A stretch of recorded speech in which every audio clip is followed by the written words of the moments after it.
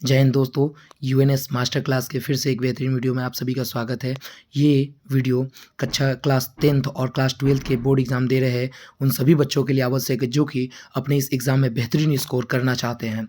इस वीडियो के तहत आप अपने स्कोर के चेक कर सकते हैं कि आप 20 क्वेश्चन के इस सीरीज़ में आप कितने क्वेश्चन को सही करते हैं। सभी लोग अपना अपना जो स्कोर हो वो कृपया कर कमेंट बॉक्स पे ज़रूर दें। अगर आपको वीडियो अच्छा लगा और हमारे कंटेंट अगर आपको पसंद आए तो कृपया कर चैनल को सब्सक्राइब ज़रूर करें ताकि हम ऐसे और भी वीडियो को आपको तक पहुंचा सकें। चलिए दोस्तों वीडियो को शुरू करते हैं। सबसे पहला क्वेश्चन आपकी स्क्रीन पर ये रहा। सबसे पहला क्वेश्चन आपकी स्क्रीन पर ये रहा। स्वर वर्णों की कुल संख्या कितनी होती है? आप जानते हैं जैसे कि वर्ण जो होते हैं व्याकरण की जो सबसे पहली शुरुआत होती है वो वर्ण से होती है। तो आपसे पूछा जा रहा है कि वर्ण की व्यंजन वर्ण की स्वर वर्णों की संख्या कितनी होती है, यानी hair option A is the right answer. चलिए दोस्तों बढ़ते हैं क्वेश्चन नंबर 2 की ओर। क्वेश्चन नंबर 2 है उच्चारण स्थान पर आधारित। क्वेश्चन नंबर 2 है आपसे च का उच्चारण स्थान पूछ रहा है। च का उच्चारण स्थान आपको बता दें, यहाँ पे दो टर्म आएंगे, क वर्ग आएगा, च वर्ग आएगा, ट वर्ग आएगा, त वर्ग आएगा और प वर्ग आएगा। क का उच्चारण स्थान कंठ होता है, च का तालु होता है, ट का मूर्धा होता है, त का दंत होता है और प का ओष्ठ होता है। तो यहाँ च वर्ग का पूछ रहा है तो च का क्या हो जाएगा? तालु, यानी option B is the right answer. चलिए दोस्तों बढ़ते हैं क्वेश्चन नंबर 3 की ओर। क्वेश्चन नंबर 3 आ गया प का उच्चारण स्थान। अभी मैंने बताया था इसका राइट आंसर क्या होगा?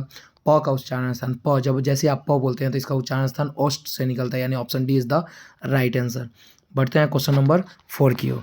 क्वेश्चन नंबर 4 है आपसे शब्द पूछा जा रहा है कि लोटा जो वर्ड है, लोटा जिसको आप कहते हैं लोटा, लोटा आप सब लोग देखे हो ना, लोटा इसको बना तो नहीं पाया लेकिन याद रखें ये लोटा, लोटा कैसा शब्द है? तो लोटा आप लोग गांव देहात में इसको यूज़ किया करते हो, यानी लोटा आपका एक देशज शब्द है। Option C is the right answer. चलिए दोस्तों क्वेश्चन नंबर 5 पे चलते हैं कि पुस्तकालय जो है वो कौन सा शब्द है? पुस्तकालय जो है वो कौन सा शब्द है? तो मैं आपको बता दूं, कोई भी शब्द जिनको आप खंडित करोगे तो उनका एक जब आप उनको खंडित करते हो तो उनका अर्थ निकलता है, यानी जब आप उसको विभाजित करते हो तो उनका अपना अलग अलग अर्थ निकलता है, उसे हम यौगिक शब्द कहते हैं, यानी option B is the right answer. बढ़ते हैं क्वेश्चन नंबर 6 पर। सेना किस प्रकार की संज्ञा है? सेना समझते हैं, सैनिकों के समूह को, सैनिकों के समूह को हम लोग सेना कहते हैं, यानी ये हमारा सेना जो है वो समूहवाचक संज्ञा हो जाएगा। चलिए बढ़ते हैं दोस्तों क्वेश्चन नंबर 7 पे। क्वेश्चन नंबर 7 है तेल किस प्रकार की संज्ञा है? तेल किस प्रकार की संज्ञा? तेल आपका लिक्विड है जिसको आप माप और तौल सकते हो। तो जो वैसे संज्ञा जिसे माप और तौल सकते हो उसे हम लोग द्रव्यवाचक संज्ञा कहते हैं। इसका राइट आंसर ऑप्शन ए हो जाएगा। चलिए दोस्तों क्वेश्चन नंबर 8 पे चलते हैं। क्वेश्चन नंबर 8 हमारे बीच ये रहा, संज्ञा के बदले आने वाले शब्द को, मोस्ट इंपॉर्टेंट क्वेश्चन है, प्रीवियस ईयर क्वेश्चन सब लाए गए हैं आपके बीच में। संज्ञा के बदले आने वाले शब्द को क्या कहते हैं? संज्ञा के बदले जैसे राम एक अच्छा लड़का है, राम एक अच्छा लड़का है, तो मैंने लिखा इसके जगह वह एक अच्छा लड़का है। तो बताइए राम, यानी इस वह राम की जगह मैंने क्या लाया? वह। तो यहाँ वह क्या है? तो यह आपका सर्वनाम है, यानी option C is the right answer. चलिए दोस्तों बढ़ते हैं क्वेश्चन नंबर 9 की ओर। क्वेश्चन नंबर 9 है आपके सामने, सर्वनाम कितने प्रकार के होते हैं? मोस्ट इम्पोर्टेंट क्वेश्चन है कि सर सर्वनाम कितने प्रकार के होते हैं? याद रखिएगा सर्वनाम जो होते हैं वो 6 प्रकार के होते हैं। सारे क्वेश्चन आपके एग्जाम पॉइंट ऑफ व्यू से वीवीआई हैं। कृपया करके अगर आपको चैनल अच्छे ये कंटेंट अगर बेहतर लग रहा हो तो बोलना ना पड़े, आप सभी लोग इस चैनल को सब्सक्राइब करें ताकि एग्ज़ाम तक ऐसे ही बहुत वीडियो आपके तक पहुंच सके। चलिए दोस्तों बढ़ते हैं क्वेश्चन नंबर 10 पे। क्वेश्चन नंबर 10 हमारे सामने ये रहा, संज्ञा की विशेषता बतलाने वाले शब्द को क्या कहते हैं? संज्ञा की विशेषता बतलाने वाले शब्द को क्या कहते हैं? जैसे राम एक अच्छा लड़का है, राम यानी राम की विशेषता बतलाई जा रही है, राम अच्छा है, राम कैसा है? अच्छा। तो संज्ञा की विशेषता जो बतलाता है उसे हम लोग एडजेक्टिव यानी विशेषण कहते हैं। Option B is the right answer. Question number 11 पे बढ़ते हैं। क्वेश्चन नंबर 11 है आपके पास, मेरे पास, क्वेश्चन नंबर 11 है आपके पास, मेरे पास एक सफ़ेद गाय है, दिए गए वाक्य में विशेषण कौन है? तो यहाँ पे मेरे पास कैसा गाय है? तो सफ़ेद है। तो यहाँ पे आपको क्या बताया जा रहा है? ध्यान रखिएगा, यहाँ पे आपको क्या बताया जा रहा है?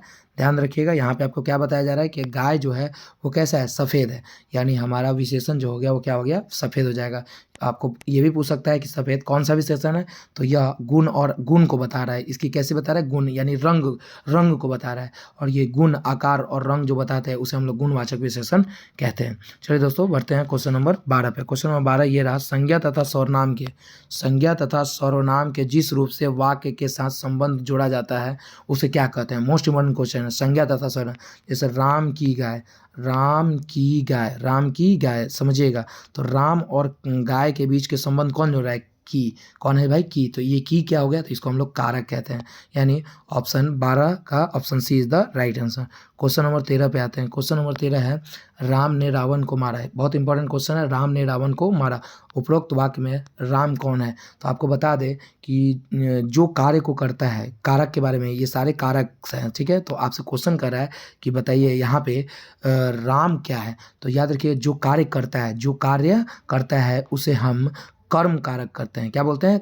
जो जो कार्य करता है उसे हम कर्ता कारक कहते हैं दोस्तों। तो यानी option A is the right answer. अब कोई पूछेगा कि कर्म कारक क्या होगा? तो जिस पर कार्य होता है, जिस पर कार्य होता है उसको हम कर्म कारक कहते हैं। राम ने किसको मारा? रावण को, तो रावण हो जाएगा कर्म कारक, ठीक है। अब कोई कहता है राम ने रावण को धनुष से मारा, तो जिससे मारा वो होता है करण कारक। चलिए दोस्तों आगे बढ़ते हैं क्वेश्चन नंबर 14 पे। क्वेश्चन नंबर 14 है आपके सामने, दो या दो से अधिक पदों से मेल से बने शब्द को क्या कहते हैं? जैसे महान प्लस आत्मा, महान जोड़ आत्मा, आपका क्या बनता है? महात्मा। तो यहाँ पे दो अलग अलग शब्द आपस में मिल के जुड़ गए ना, दो शब्द मिल गए, या राज पुरुष मिलके क्या बनते हैं? राजपुरुष। यहाँ पे मैंने क्या बोला? राज और पुरुष जब आपस में मिलते हैं तो क्या बनता है? हमारा राजपुरुष। अब यही पूछ रहा है ये राजपुरुष क्या होंगे? तो मैं आपको बता दूं राजपुरुष हमारा एक समास होगा। क्या होगा? समास होगा। और जब एक राजपुरुष को जब हम तोड़ेंगे, जब एक पद दो भागों में टूटता है तो उसको संधि कहते हैं, और जुटने को समास कहते हैं। चलिए दोस्तों बढ़ते हैं क्वेश्चन नंबर 15 पे। क्वेश्चन नंबर 15 है माता पिता कौन सा समास है? याद रखिएगा जिसमें दोनों के दोनों शब्द प्रधान हो। माता पिता, बाप बेटा, भाई बहन, माता पिता भाई बहन, यहाँ पे कुछ भी ले सकते हैं, जो जिसमें दोनों का दोनों सब पद प्रधान हो उसको हम लोग द्वंद्व समास कहते हैं। यानी option D is the right answer. बढ़ते हैं क्वेश्चन नंबर 16 पे। जितने भी क्वेश्चन है दोस्तों ये सारे आपके एग्जाम पॉइंट ऑफ व्यू से बनाए गए हैं, तो कृपया करिए इसे अपने दोस्तों तक भी जरूर शेयर करें। क्वेश्चन है 9 2 11 होना, मुहावरे का अर्थ क्या है भाई? मुहावरा से क्वेश्चन है दोस्तों कि 9 2 11 होना, क्या इसका अर्थ क्या होता है? तो आप जानते हैं ये बहुत बचपन का सवाल है। 9 2 11 होना यानी क्या होता है? भाग जाना। पुलिस को देखते ही चोर 9 2 11 हो गया, यानी क्या हो गया? भाग जाना। यानी option A is the right answer. चलिए दोस्तों क्वेश्चन नंबर 17 पे आते हैं। क्वेश्चन नंबर 17 है आंख मारने मुहावरे का अर्थ क्या होगा? आंख मारने मुहावरे का अर्थ क्या होगा? ऑप्शन ए है दिल में समाना, विवाह करना, प्रपोज करना, इशारा मारना। अरे वाह सर, गजब का ऑप्शन है। यानी आंख मारना जो इशारा होता है इसका मतलब होता है इशारा करना। Option D is the right answer. Question number 18 पे आते हैं। क्वेश्चन नंबर 18 है आत्मा का विलोम शब्द क्या होगा? विलोम शब्द बोले तो विपरीतार्थक, उल्टा शब्द क्या होता है? आत्मा का जो विलोम शब्द है वो होता है परमात्मा। क्या होता है? परमात्मा। याद रखिएगा आत्मा का क्या होता है?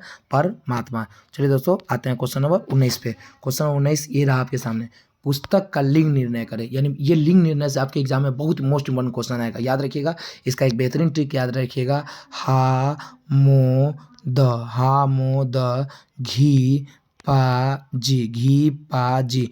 याद रखना इससे जो भी चीज़ स्टार्ट होते हैं उसको हम लोग पुलिंग कहते हैं। जैसे हाँ जो हो गया, हाथ हो गया, हाथी हो गया, माँ है तो माँ से आप कुछ भी इसे माँ से आप ले सकते हो, जो भी हो सके तो आप बना लेना। द से दही हो गया, दही खट्टा है, घी हो गया, पानी हो गया, जीरा हो गया। ये जो तमाम जो चीज़ें होते हैं ध्यान रखिएगा दोस्तों, ये जो तमाम जो चीज़ें होती हैं, ये जो तमाम जो चीज़ें होंगी, फोकस कीजिएगा सभी लोग दोस्तों, 1 मिनट सभी लोग ध्यान दीजिएगा। चलिए ध्यान दीजिएगा सभी लोग दोस्तों। यहाँ पे पूछ रहा था पुस्तक का लिंग निर्णय करना था, तो यह मेरी पुस्तक है। तो याद रखिएगा पुस्तक जो होता है वो स्त्रीलिंग होता है। क्या होता है? स्त्रीलिंग होता है दोस्तों।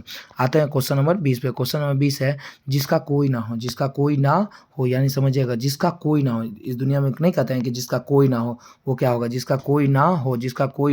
याद रखिएगा जिसका कोई ना हो। यानी यहाँ पे आपके पास 4 ऑप्शन दिए गए हैं, अनाथ, लाचार, बेसहारा, नॉन ऑफ दीज।